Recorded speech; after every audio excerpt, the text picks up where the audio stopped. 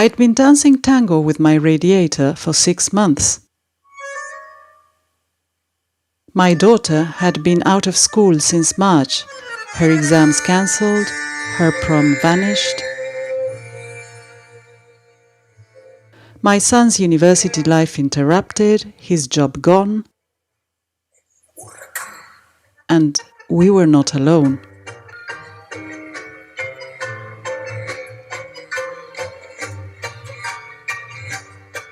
They were telling us that if we stayed at home, we were saving lives. But were we? We were told we were all in it together apart.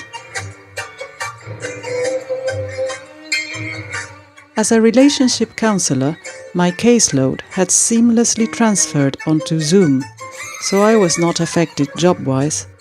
However, the stories of livelihoods destroyed, domestic violence rising, stress, anxiety and depression growing, multiplied in my consulting room. When they announced we might be going for a second round of lockdown, this coming autumn and winter, I'd had enough. I'd heard that in Sweden they'd done things differently. So I decided to fly there and find out more.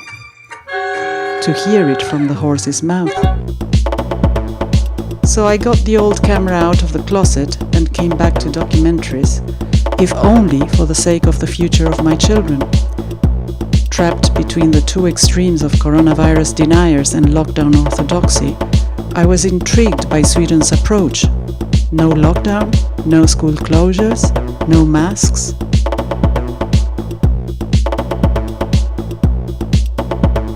So I managed to secure an interview with Chief Epidemiologist Anders Tegnell, whose resolve not to give in to world mainstream media pressure meant, among other things,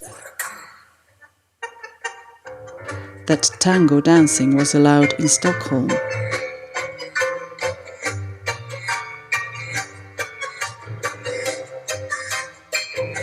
This journey was also a chance for me to dance the tango for the first time in 6 months, a dance form that encompasses the relationship between leaders and followers, the tension between fear and trust.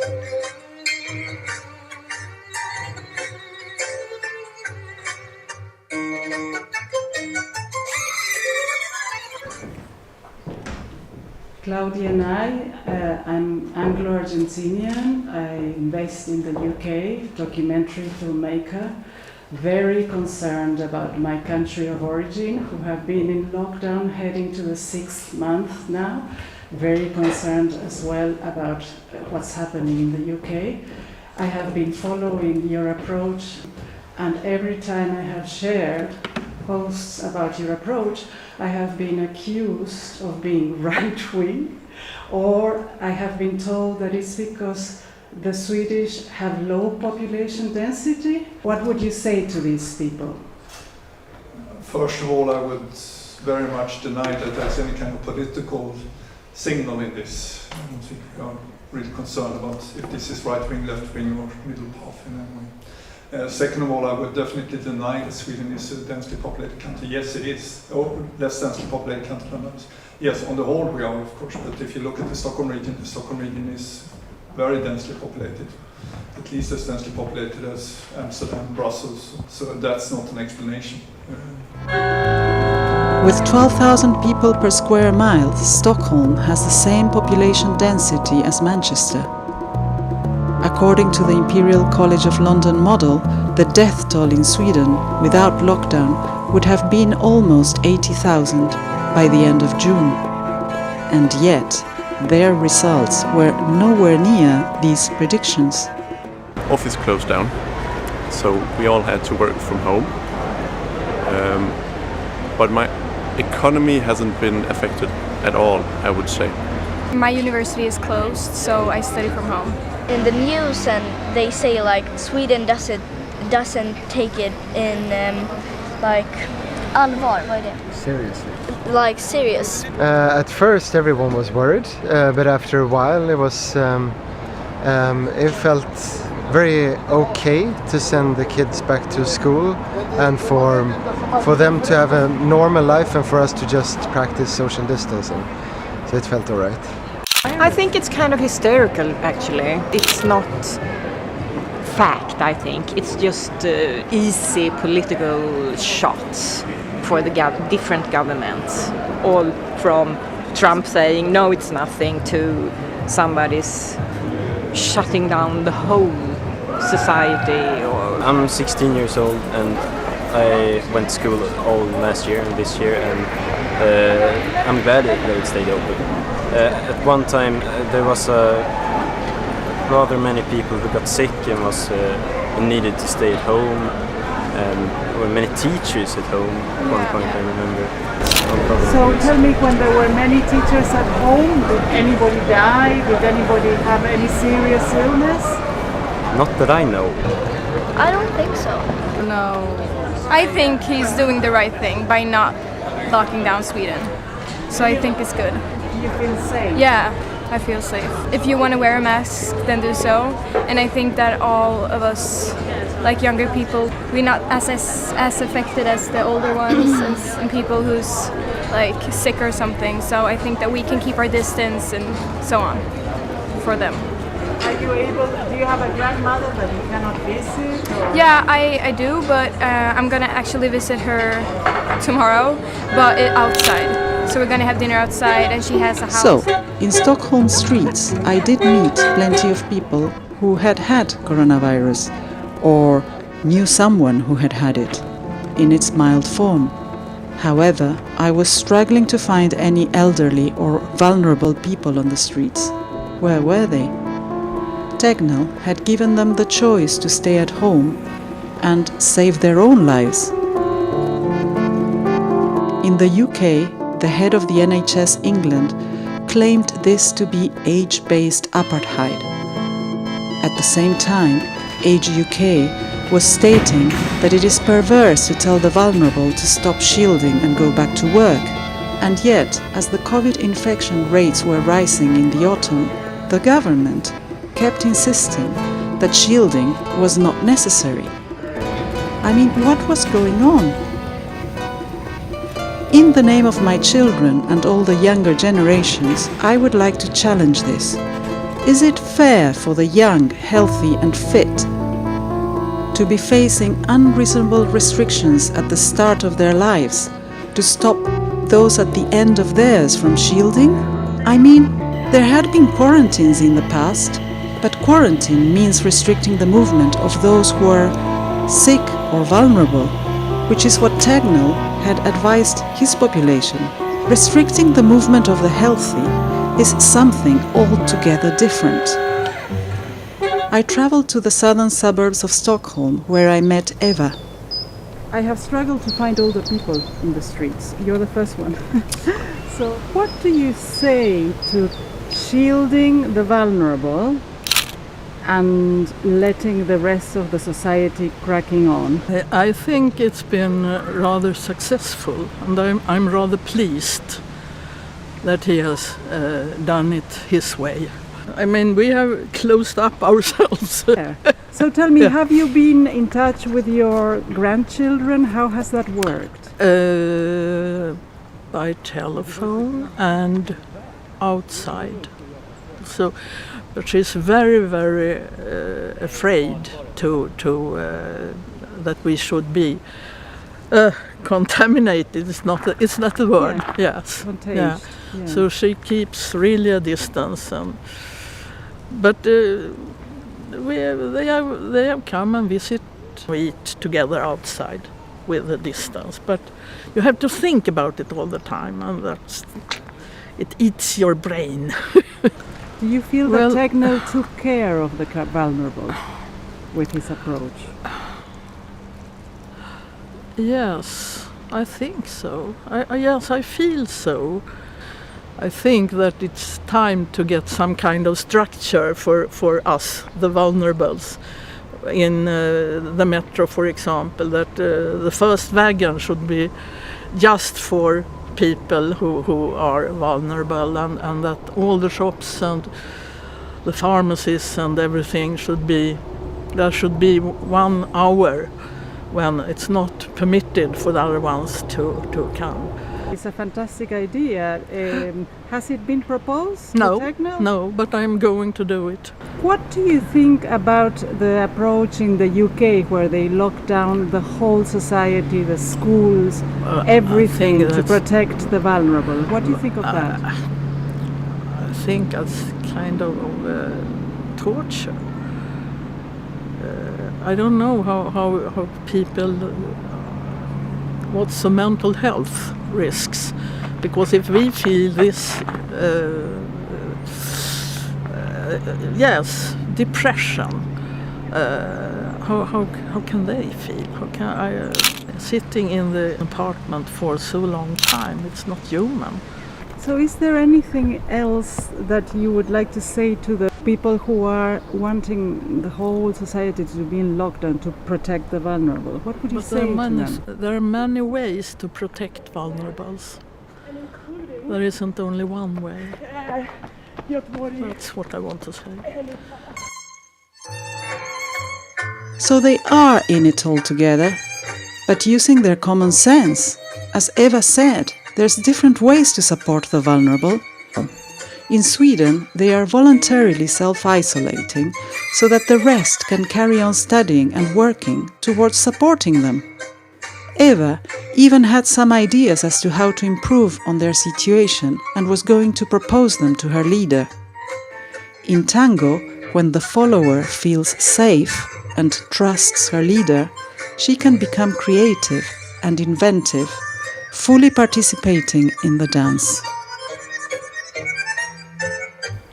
As we head into autumn, the mainstream media in the UK is threatening with a second wave, possibly leading to another lockdown again. Would you make any changes this winter from your approach so far? No, we don't have any plans to change our approach. It's worked well so far, and we hope that it's going to continue to do that. So tell me, how did you manage to resist the pan-global reaction and hold your nerve and stick to your guns? I mean, of course, we are a rather big agency with a lot of experts here. We also have a lot of support from the political level, and we have an incredible support from the Swedish public, who has been very much in favor of what we are doing. So I think with that behind you, it's not so difficult for this agency to stick with the policy we have started on. So why do you think your approach has been vilified by the mainstream media abroad? I think it's been a mixed message. I mean, I think some media from other countries has also been quite positive and quite interested in what we are trying to do. And some media has not. And I think it's the same we have in Sweden. And that's probably the thing we have in media all the time. Some media wants to find faults, and other media are more interested in a curious way.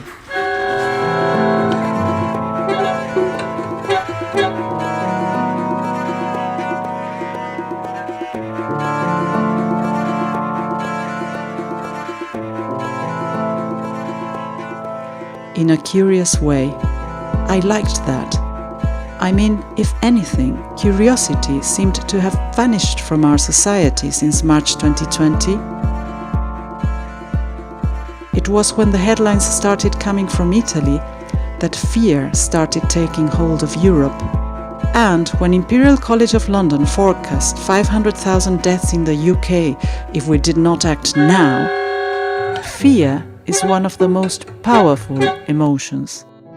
And since emotions are more powerful than thoughts, they can override common sense. It seemed that common sense had vanished. Mainstream media all seemed to agree with absolute certainty. We needed to close schools, cancel exams, shut down the entire country.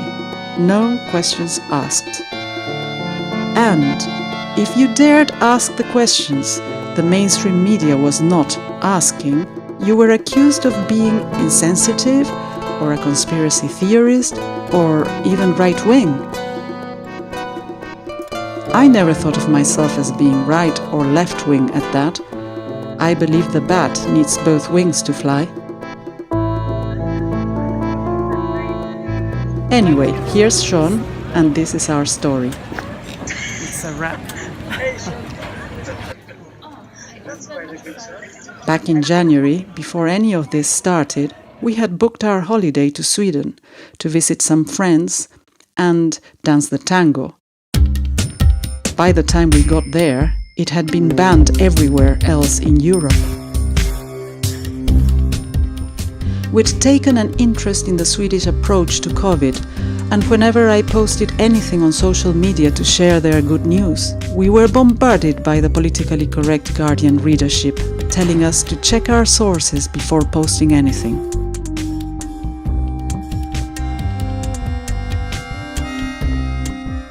So we decided to go to the source.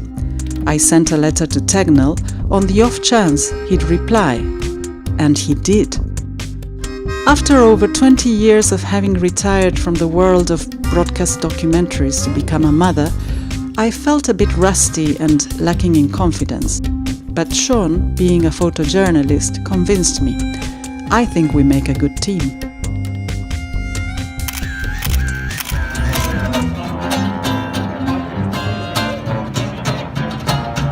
We went into Stockholm Old Town, beautiful tourism hotspot, Gamlastan, where they were suffering from the travel ban Europe had imposed on them for not having done lockdown. Since we have our shops in a tourist area, it's been very bad.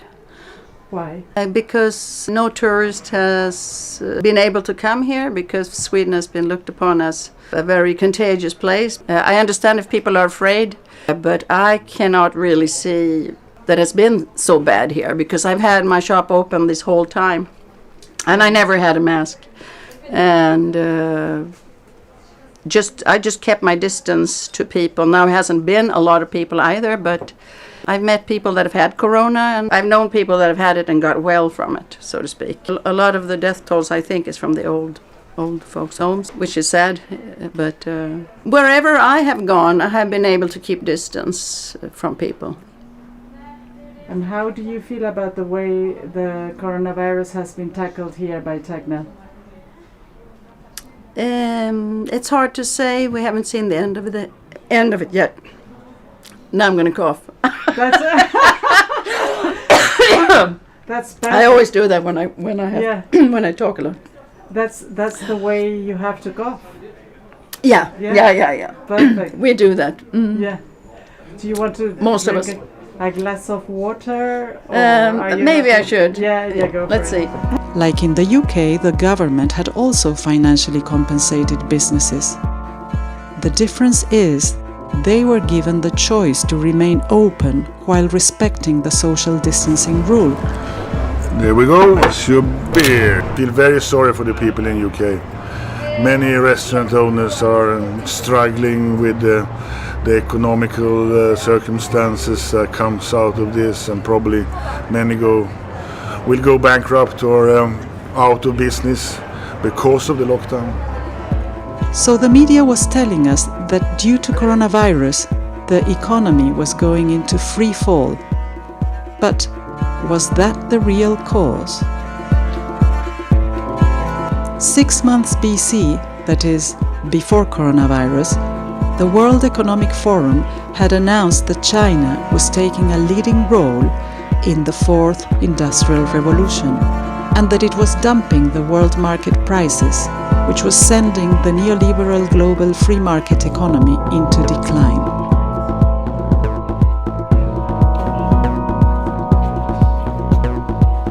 And, talking about dumping, we ate the most delicious dumplings at Joel's restaurant. Oh, nice. Tell me, what's that delicious looking thing? It's a Swedish kroppkaka. The nearest explanation we have is Swedish dumplings, it's a big dumplings with potatoes around ham. I understand that Tegnell's way of doing it was not politically correct in Europe. I do understand that Europe's politician has been a group of sheep following the big sheep. And it's really sad to see Europe's politician behave like old Eastern Bloc Soviet politician. Why? How come Tegnell could resist the enormous pressure? Basic science and what has worked for others. You do not invent a new wheel, you use others' wheel. You try to be the second best. You are cautious. Because they were accusing Tegnell of doing an experiment, but Tegnell said, no, Europe is doing an experiment. We are doing what we've always done. Could you comment on that? I think Tegnell and Europe made a social experiment, but Tegnell did the experiment out of science and reason. Boris Johnson kept saying we're following the science. You can always follow the science, but if you want to follow the science right, you need to read a lot of science. You will always find some scientist who thinks your way, and you can always pay a scientist to think your way if you don't find it. You can always pay a scientist to think your way. The world may be made of atoms, but humans are mostly made of stories. The question is, which story do you want to believe?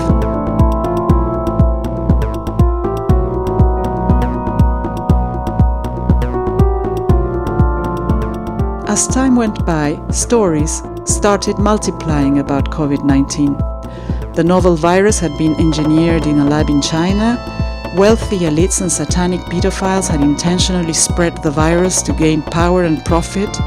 COVID-19 was a hoax and no worse than yet another variation of the flu. The anti-vaxxers and the anti-5G were claiming it was Bill Gates and the big pharmaceutical giants.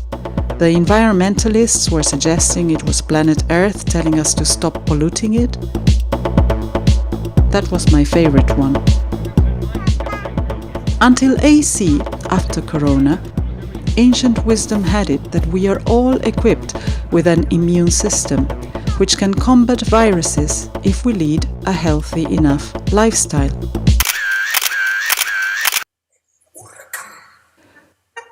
They say it takes two to tango. A viral infection also needs two, a pathogen and a host. If the host is healthy, it can keep the pathogen at bay. Our health is largely in our hands. Through good food, drink, exercise, a social life, doing what you love, and plenty fresh air, we can strengthen our immune system. A full lockdown undermined most of these points. Why was there no mention of this in our networks? How is this novel virus different to previous novel viruses to have exerted such a pan-global reaction? That's a very good question. In many ways, it is not terribly different when it comes to mortality and morbidity than many other viruses we are living with. So why this has been, the reaction has been so high as it has been, I think is something we're going to discuss in the future. Of course, we need to handle it in different ways, but why the reactions have been so abrupt and so draconian, as they've been in many parts of the world, it's going to be an interesting discussion for the future. An interesting discussion for the future. Tegnell was of course being cautious. Having lived half my life in Argentina and the other half in the UK, had shown me that the measure of a developed country is the measure of the distribution of its wealth. As much as I had struggled to find older people in the streets of Stockholm, I also struggled to find any poverty over there. One of the theories running was that all the draconian measures were designed towards a cashless society of microchipped people to stop tax avoidance, money laundering, tax evasion, and crime control.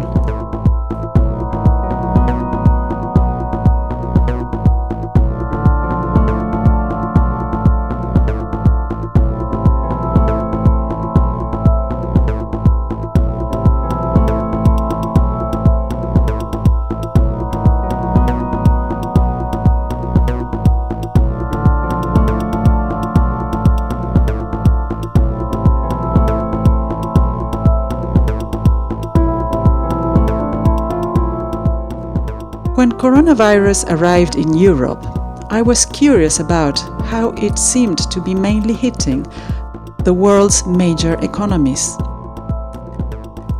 In a riddle whose answer is excess, which is the one forbidden word?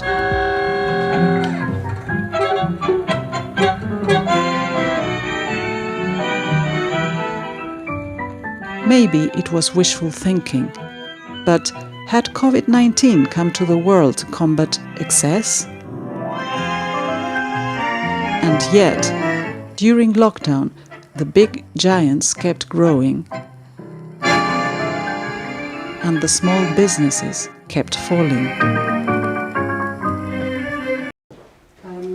What's my glasses? Here, can't see anymore. I am the blind leading the deaf. So what do you think about the social lockdown experiment being carried out by Europe and the rest of the world in the light of this novel coronavirus? We are not really in a position to make any kind of judgment of the kind of measures different countries are taking. I think all countries are doing their best to stop this pandemic in the ways we have it at hand. In Sweden we have chosen a voluntary way, and it's proven to be sustainable, and it's proven also to be effective, even if maybe not as quick as some other sanctions, but it's sustainable in a way that not many other sanctions are, and we are quite happy with that. Other countries will now have to rethink what they're doing to a greater extent than we have to do, and we'll see where it's all going to end up. We'll see where it's going to end up. Was this the future? As it turns out, it's already the present in Sweden. We attended a microchipping party where Stockholmers meet for a couple of glasses of wine and a chip under their skin. I have nothing to hide. I'm kind of trackable already, so it doesn't matter. But I'm not afraid of that. I'm not afraid of that, no. I would say in 30 years' time, there's a pretty clean break between organic people and non-organic people. Not using technology to enhance themselves. It's like people saying no to healthcare today. The prospect of a cash-free society of microchipped people was painted in a dystopian fashion in the UK. In Sweden, however, it felt more like utopia. We booked ourselves into a cabin in the archipelago in Stockholm. Soren, the host, called it heavenly place.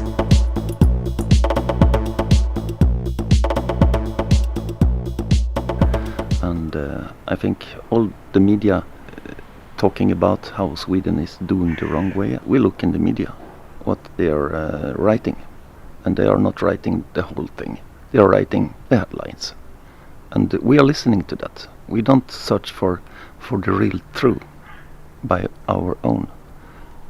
Yes, and headlines, they are misleading. Yes. And then you read the article, and the article is truer than the headline, and people only read headlines. Yes, they do. I have friends all over the world, and they are really afraid to visit Sweden. I'm a little surprised of how much they listen to media and don't search for their own common sense, no? Because it's like I have to do quarantine when I go back to the UK because I came to Sweden. Ah, okay. And Sweden has a lower death rate than the UK. Yes, that's. So why do you think that they've punished Sweden like this? Because this is why you see no tourism. I was waiting for Mr. Tegnell to crumble from his post after all this criticism from all over the world. And why do you think he didn't?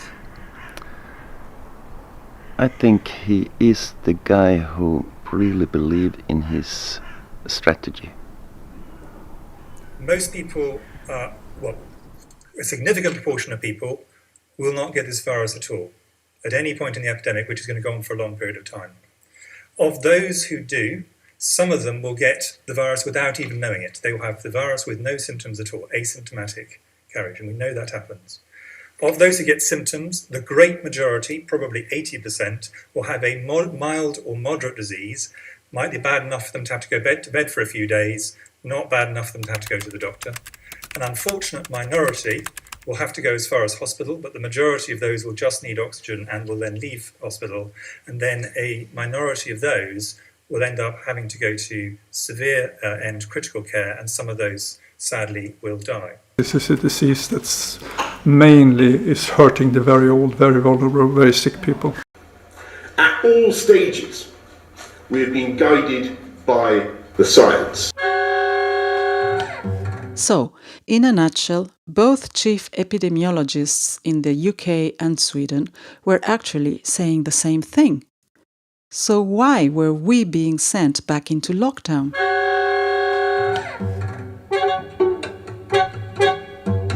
The difference is that the Swedish government has no statutory powers over its public health agency, unlike in the UK. I am not confident, and nor is anybody confident, that if you don't follow the rules, the police will have the powers to enforce them, including through fines and dispersing gatherings.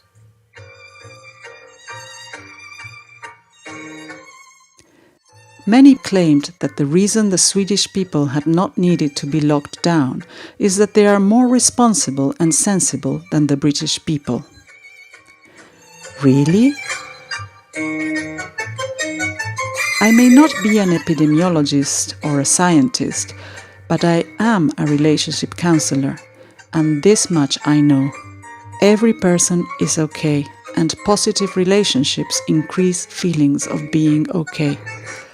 Life is not so much about what happens to us, but more about how we respond. Transactional analysis is a method of therapy where social transactions are analyzed to determine the root cause of dysfunctional relationships. So, basically, we all inhabit three ego modes: the parent, the adult, and the child. This theory is based on the fact that we've all been children, we've all been parented, and hopefully we've all become adults. Our parenting and childhood are the software, and our adulthood the hardware, so to speak. And when we relate to other people, we have to bear in mind that they are also carrying this software. So a relationship is healthy when the communication between two people is parallel. So, adult to adult, we can plan ahead, start a family, buy a house. Child to child, we can go dancing, have fun, we can be silly together. Parent to parent, we can bring up kids, pets. Trouble ensues when the relationship becomes crossed, and one party is in parent mode while the other goes into child mode. So, when Boris imposes a national lockdown, instilling fear in the population, giving conflicting orders, threatening with fines, bringing in the police or even the army, he is establishing a dysfunctional relationship with people, a relationship based on fear, bringing out in them either the rebellious child or the fearful child. By imparting consistent guidelines, placing responsibility in the people, Tegnell, on the other hand, is establishing a functional relationship based on trust. They have put a lot of responsibility on the individual citizen to judge for themselves, and I think it's been working pretty good in Sweden. I have big confidence for our authorities and our leaders. And I wonder how he can be the only crazy guy in the world. So, and he's still there, and I wonder how he could be so strong. I have seen so many men and women in great position who had resigned after so much criticism, and he's still there. And here is our heavenly place for the night. But before that, Soren had a question for Tegnell. One of my questions is how many over-death is it in our country? Food for thought. The subject of excess deaths is crucial. If we look at the monthly deaths per million in Sweden along the years, here's the Spanish flu spike. You may be wondering, well, where's COVID then? Here it is. This is just to put things into perspective. Why are deaths counted with COVID as opposed to from COVID? And has this contributed to the pandemic? Yes, I think it has contributed because especially since the group that gets very severely ill from COVID-19 is the group who has a fairly low life expectancy, who has a lot of other diseases and a high risk of dying for many different causes within the next few months. So of course the figures are higher than it should be otherwise. On the other hand, we need to have a system in place where we really clearly and transparently shows the problems with this pandemic, and that's why we have chosen this path. And I think it's, in the end, it's good because we have been incredibly transparent around it. And if you to that add the excess mortality, which we also are doing, I think you can get a quite good picture. But of course, the focus on the exact numbers, I think, has been rather unfortunate because it does not really reflect how the pandemic is working.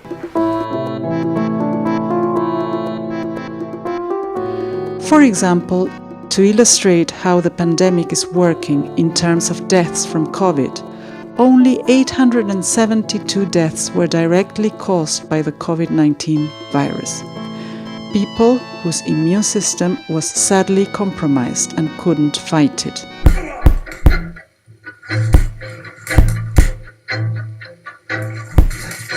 The blue curve, which is the one shown around the world, represents deaths with COVID.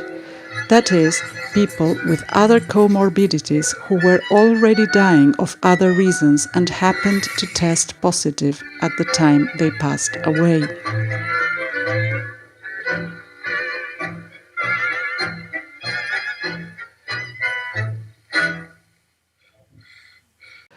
Life comes with death attached, and every year a big number of people, sadly, die. Here is a graph depicting the viral curve in European countries. It just goes to show that the virus did what the virus was going to do, with or without lockdown, in the case of Sweden. If you look at this graph displaying deaths in Europe, we can see that in 2018 there was excess deaths of 140,000. When we move on to 2020, we notice that in 2019 there was a very soft flu season. So we had built up a lot of people here who would have otherwise sadly passed away. So when COVID-19 struck, all those elderly and vulnerable people were sadly prey of it. Had we become so concerned about staying alive that we were forgetting what being alive is all about?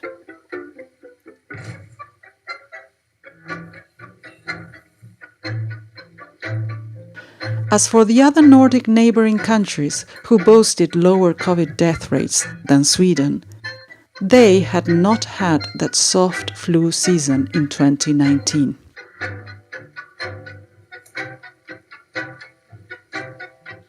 I was running out of my allotted time, but I had one final question for Tegnell, the very reason that got me to write to him. So, have there been any casualties from having left schools open? When we look at teachers in Sweden and how many of them get admitted to hospitals with COVID-19, they have a lower risk than almost any other profession. I think that they are, if anything, protected by being at school, not put at risk. And many parents are worried about their children. What would you say to reassure them? This is a disease that's mainly is hurting the very old, very vulnerable, very sick people. So children are not at a very high risk. They're at a much higher risk from a number of other diseases than from this one. So, did this mean we had closed all schools, cancelled all exams and interrupted education for 6 months in the UK, compromising the future of our children? For nothing? I'm a very large school. I have 1,300 students and 130 staff in 2 buildings. See, I've still got family in the UK and I follow the news and talk to my family. I think it must be very difficult now. I think it's such a shame the school's closed. I mean, if I'm going to be honest, I wish you hadn't. Like anything, you can be nervous and you can be worried, but we found it's created this amazing team spirit in our school, and we help each other. It is a Swedish way of dealing with a crisis, slowly, carefully, listening, using as much scientific information as possible. We've had a social democratic government for many years.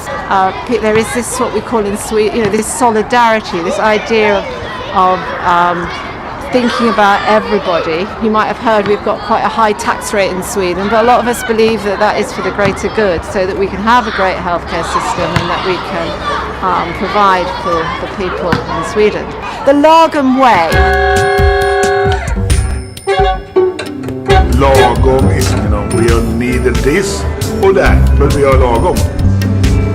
Not lockdown and not virus denying, but I mean, you have to keep distance. We could be better, but I don't think we're not good. Yeah, I think Sweden has tackled the Lagom way. So tell me one more. What is this Swedish Lagom way? Can you tell me? The Swedish Lagom means that we do just enough of everything. I think that's a principle that is quite good to stand on. We don't want to hurt any more than necessary, but we want to have as good as effect as possible. And the question is keeping that kind of balance, not doing things that will hurt, for example, school children more than necessary, but still gives us a safe environment and a reasonable development of our pandemic. Thank you.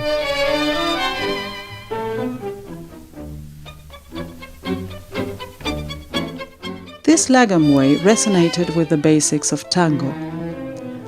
Slowly, careful, cautious, listening, remaining aware of the wider community, instilling trust in the partner. When a leader doesn't listen, abruptly changing his moves without warning or care, unaware of the group, bumping into people, he will be instilling confusion and fear in his partner. The dance falls apart and the follower won't give him another chance.